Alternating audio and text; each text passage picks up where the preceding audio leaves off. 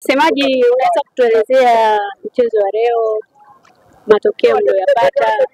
Ni mechi ambayo mlikuwa mmeiwini au ni matokeo tu yamekuja baada ya nyinyi kupambana kwa namna yote? Mechi ilikuwa ngumu kwa sababu kila timu ilikuwa na uhitaji wa kupata alama 3. Unaweza kaona kila upande ulitengeneza nafasi ambazo pengine kama zote zingekuwa zimebadilika na kuwa magoli, pengine ni mchezo ambao ungemalizika kwa magoli mengi.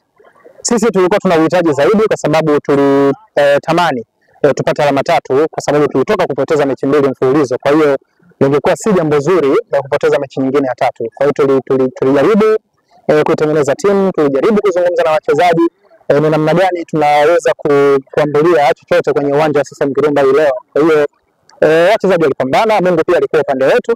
Tumefanikiwa kupata alama 1 ambayo si mbaya. Tunaongeza sasa kutoka kwenye 28 na kwa 29 na tunabaki pale pale kwenye msimamo kwa maana tukiwa kwenye nafasi ya 8. Fountain Gate ni timu ambayo inajulikana vizuri kwa kucheza vizuri. Raundi ya kwanza mlicheza vizuri sana. Sio kama sasa hivi kipindi raundi ya pili mlicheza. Mmeenda kucheza Kigoma, mmefungwa magoli, mmerudi hapa. Namna ya uchezaji mlipokuwa mnacheza uwanjani inaonyesha kabisa wachezaji walikuwa kama vile wamechoka, hawajajiandaa, yani hawana confidence na mchezo wa leo. Hapana, ukisema kwamba hakuwa na confidence ya mchezo wa leo, sasa ile kingine ikiingisha tumeshapoteza chuma 3, chuma 4, chuma 5. Ni ugumu wa raundi ya pili, ugumu wa mchezo kama ambavyo nimesema, uhitaji ulikuwa mkubwa kwa timu zote. Kwa hiyo unaweza kaona namna ambavyo wachezaji walitumia nguvu kubwa sana kujilinda, lakini pia kutafuta timu yake iweze kufanya vizuri. Sisi yetu ilikuwa ni game plan. Game plan yetu ilikuwa ni tuhakikishe tunacheza kwa vipindi. Wakati mwingine tutumie nguvu zaidi, wakati mwingine tutulie kidogo, huko tunasoma dipo la mchezo lipoje, ndicho ambacho kimetokea. Sio kwamba tulikuwa tumetoka mchezoni, sio kwamba wachezaji walikuwa pengine wao wamechoka sana. Ni game plan ambayo sisi tulipanga kwamba tunatakiwa tucheze kwa mtindo huu ili tuweze kuyafikia malengo yetu. Mnarudi nyumbani, mnaahidi nini Fountain Gate kulingana na matokeo mliyopata hapa? Kikubwa ni support kwa mashabiki wetu ambao kwa Manyara na Babati. Tulichokipata leo sio haba. Tunarejea nyumbani, tutakuwa tuna mechi tarehe 20 na Yanga. Naamini hawatatuangusha kwa sababu pointi 3 za Yanga tunazihitaji kwa hali na mali ili tuongeze sasa kutoka 29 na kuwa 32.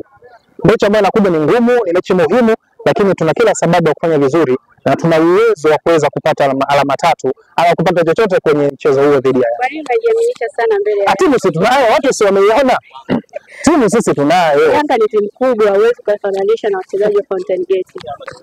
Timu zote ambazo zinacheza ligi kuu ni sawa, yaani zote ziko kwenye level moja. Yaani Yanga na sisi wote ni sawa, kama tuko ligi kuu tuna uwezo wa kupata chochote, kama sio chochote alama 3 kwenye mgongo wao.